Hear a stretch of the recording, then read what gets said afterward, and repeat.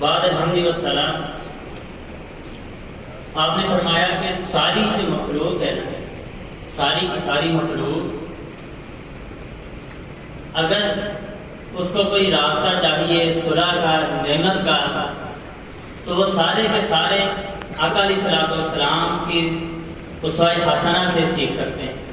آقا علیہ الصلوۃ والسلام کی زندگی اور آپ علیہ الصلوۃ والسلام کی جو تعلیمات ہیں وہ بیسک ہیں کسی بھی شخص کے لیے زندگی گزارنے کا جو بھی طریقہ ہے، اگر وہ صحیح طریقے سے گزارنا چاہتا ہے تو اسے چاہیے کہ آقا علیہ الصلوۃ والسلام کی احادیث سے سیکھے۔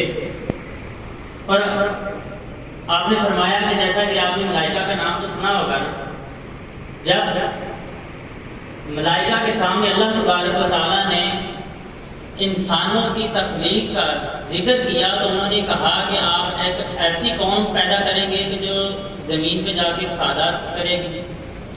اللہ تبارک و تعالیٰ نے آگے سے جواباً فرمایا کہ آپ وہ نہیں جانتے جو میں جانتا ہوں۔ اور اس کے بعد جو سب سے پہلا کام کیا وہ تھا حضرت آدم علیہ السلام کو علم عطا کرنا۔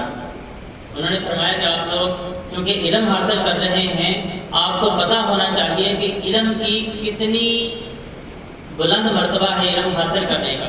وہ کیا ہے کہ اللہ تبارک تعالیٰ نے انسان کو پیدا کرنے کے فوری بعد جو سب سے پہلا کام کیا وہ کیا تھا؟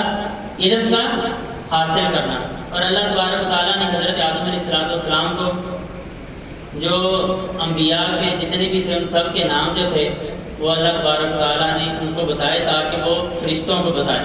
یہ پہلے پارے کی ہیں آیات چند، اس میں ذکر ہے کہ اللہ تبارک تعالیٰ نے پوچھا تھا فرشتوں سے کہ آپ بتائیے انبیاء کے نام۔ انہوں نے کہا کہ ہم تو صرف وہی جانتے ہیں جو جتنا علم آپ نے ہمیں دیا۔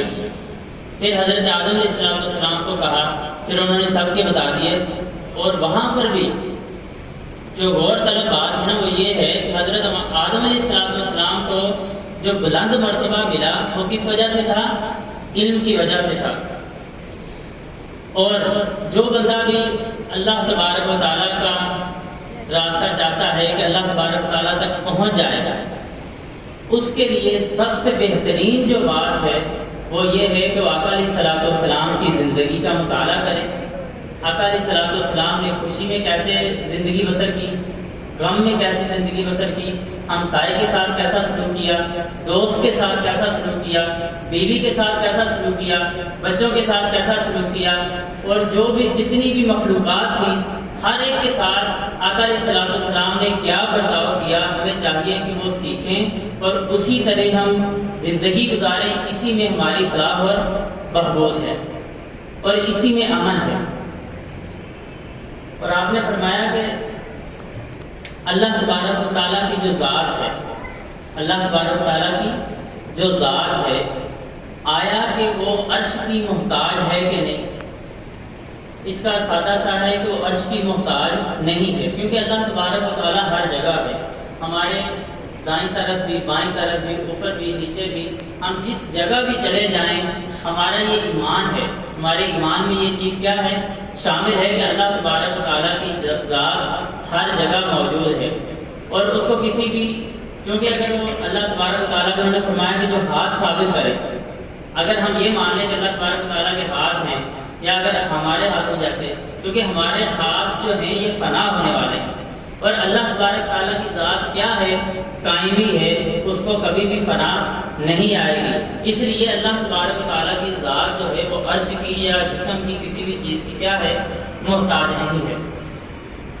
اور اللہ تبارک و تعالیٰ نے سب سے جو عظیم شخصیت پیدا کی وہ حضور علیہ السلام۔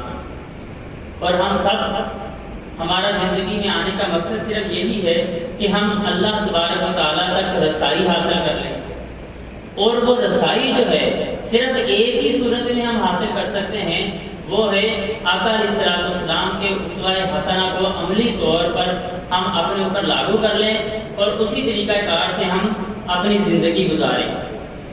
اور انہوں نے فرمایا کہ آقا علیہ السلام کی نا دو قسمیں ہیں، ایک ان کی جسمی طور پر ہم ان کو مانتے ہیں اور دوسرا روحانی۔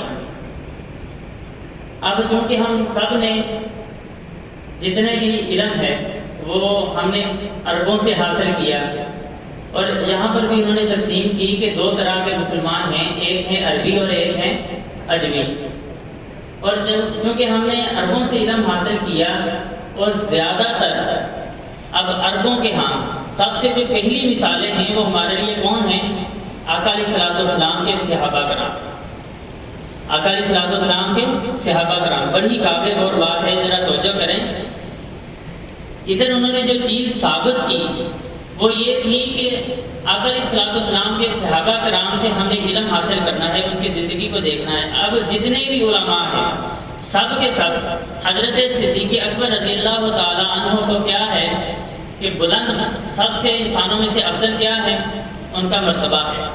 اب انسانوں میں سے افضل ہونے کا ان کا مرتبہ کس وجہ سے ہے؟ وہ صرف اس وجہ سے ہے کیونکہ انہوں نے آقا علیہ الصلوۃ والسلام نے جو کچھ فرمایا اس کی کیا کی؟ تصدیق فرمائی۔ ٹھیک ہے، کیا کی؟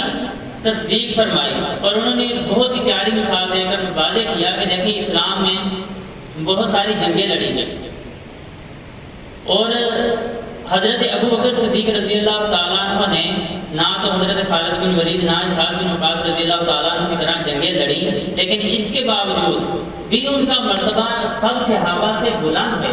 وہ کیوں ہے؟ صرف اس وجہ سے کیونکہ انہوں نے روحانی طور پر اور قلبی طور پر آقا علیہ الصلوۃ والسلام سے جو بھی علم حاصل کیا یا جو بھی بات سنی اس کی تصدیق فرمائی۔ اور آخر میں انہوں نے فرمایا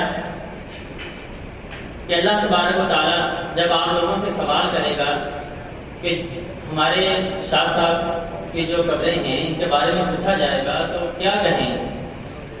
ظاہر سی بات ہے ہم اس دن اس چیز کی گواہی دیں گے کہ اللہ تبارک و تعالیٰ کے سامنے کہ باری تعالیٰ ان شخصیات کی وجہ سے ہم اس قابل ہوئے کہ ہم نے یہاں سے تعلیم حاصل کی، اور تعلیم حاصل کرنے کے بعد علم دین کا جو کام تھا اس کو سر انجام دی۔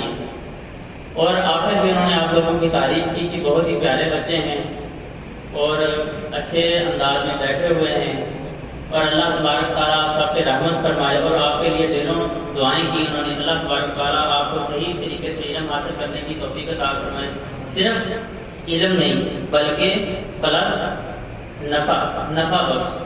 اور انہوں نے حدیث کے ساتھ اس کی وضاحت بھی فرمائی کہ آقا علیہ الصلوۃ والسلام نے جب بھی دعا کی انہوں نے صرف علم نہیں مانگا بلکہ نفع بخش علم مانگا، کیونکہ اگر علم ہوگا، اگر نفع بخش نہیں ہے تو وہ کسی کام کا نہیں۔ اللہ تبارک و تعالیٰ ہم سب کو علم نافع حاصل کرنے کی توفیق عطا فرمائے۔